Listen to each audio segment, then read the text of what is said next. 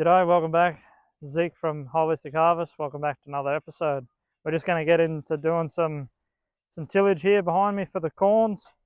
But I'll show you what we're ploughing with. This is called a yeoman's plow. This is an SB6 model. And for our little 40 horsepower John Deere tractor, it does in new ground, especially here in Australia, the ground's hard if it hasn't worked before. So we can do one ripper shank per sort of 30 horsepower, and then in beds like what we're going to plough up now, I can put up to 3 on depending on what the soil level moisture is like. Anyway, let's have a quick look at what these shanks are, why we use them. So each one of these ripper shanks is 22 inches high. On the highest amount you measure going up to the top of the shank. As a shin guard, these are all just ground engaging tools that you can change out. Tooth, shin guard. You can actually also buy parts, every part for this. You can rebuild it fully if it gets worn off. And we use this because in areas of the farm that don't need to be completely turned over, the soil doesn't need to be completely turned over, it's good to get the moisture in the ground. If you look up some of the works of P.A. Yeomans, who invented this plow, it's an Australian invention, and it's a way of getting water into your pasture. It was originally a pasture system. We use this because you can chuck on a bed former on the back here in this little rail here, and it's just really good for not inverting layers of soil if you don't drive too fast with it. You drive a little bit faster, it does turn over the top levels of soil, and you can actually tilt this and make it so that it does turn the soil. You can get various different shoes for it to make it do sort of what you want to do. This is what we've got, and this is what we use. We don't have a rototiller or anything like that. We try not to invert the layers of soil. The idea is just to get the top, and with this, it breaks up that hard pan, and that's the main thing we want to break up here.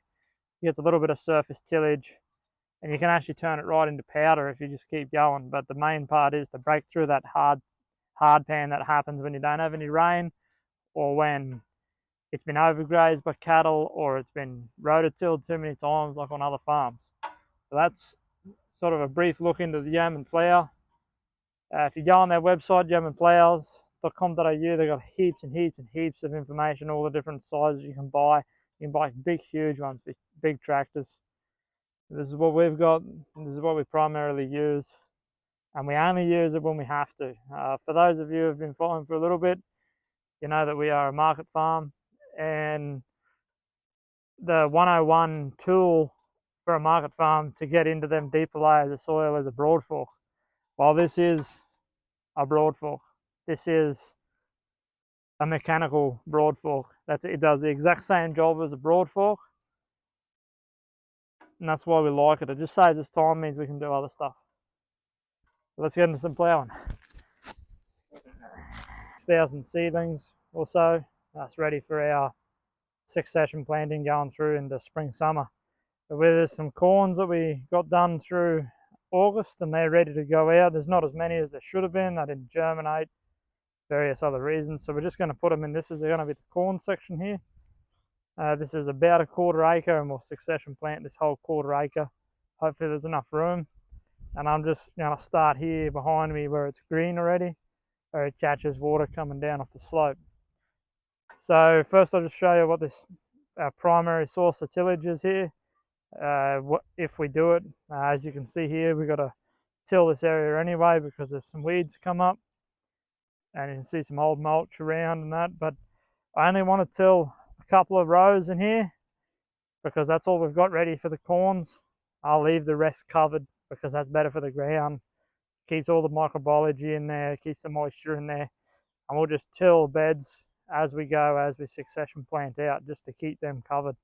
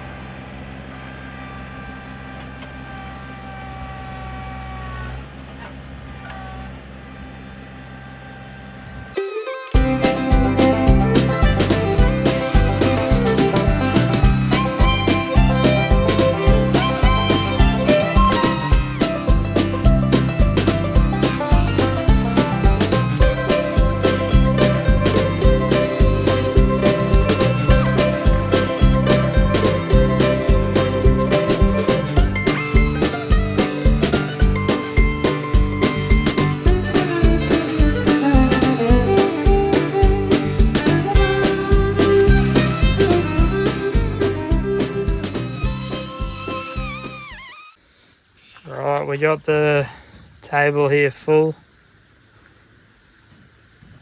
It's nice and full. And underneath on both sides and on both sides of this greenhouse goes all the way and out the door.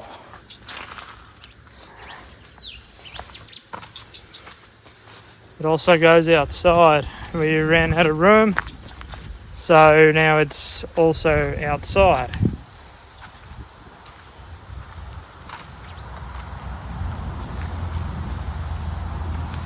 And we've come to our problem child. So these are bush bean that we put out to basically get some sun on them before they go out into the direct sun. So sunning them or hardening them off, or whatever you want to call it. And now chickens that are just over there preparing the ground for us decided, well, there's one in particular that decided these are really nice to eat. So we don't know if they're going to come back. We'll find out. Some of them have some leaves and some of them are like that. So it's a bit disappointing.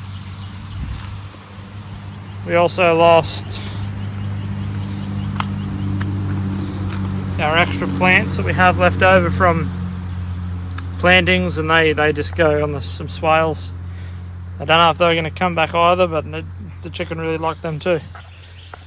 The variety of this pumpkin here, and they're all through this section, they're our first planting. I think there's about 100 here.